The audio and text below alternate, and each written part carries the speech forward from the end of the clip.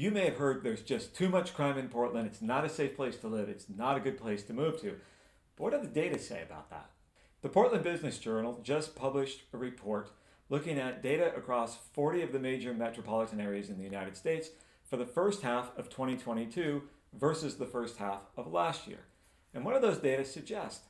Well, based on murder rates per capita and aggravated assault and robberies, again, all per capita, Portland isn't as bad as you might think. Now, I'm not saying we've got bragging rights, but across the 40 metropolitan areas considered in the study, Portland ranked number 21 in terms of safety.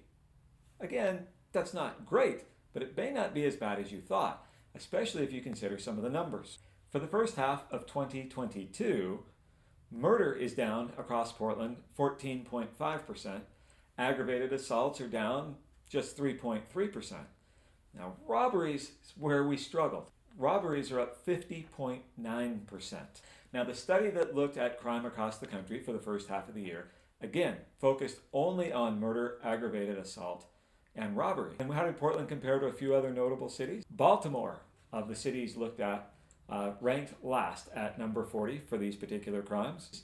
Well, you wouldn't be surprised to know that Portland ranked better than Chicago, which finished 31st out of 40. Perhaps a bit of a surprise, Portland ranked higher, meaning better, than Houston, Texas, which came in at number 35, Dallas, Texas at number 28, Nashville, Tennessee at number 30, and Denver at number 25. Just ahead of Portland was San Antonio at number 20, while our own neighbor Seattle finished at number 14.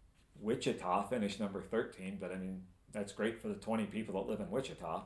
Top 5, Columbus, Ohio, San Jose, California, Raleigh, North Carolina. Turning things around for Texas, Austin came in at number 2, and number 1 in a favorable way was Boston, Massachusetts, where per capita, murder, robbery, and aggravated assault are actually lower in total than those other cities. So if you're considering moving to Portland or moving out of Portland because you're concerned about crime, it might still be something to consider. You've got to look at the types of crimes. This is only 3 of them. But it's interesting to see where Portland falls, especially against some other notable cities and perhaps those with higher or lower perceptions of crime around the country. We'll publish the full report and you can get the entire rankings. But Portland may not be as crime-ridden as a lot of people think it is.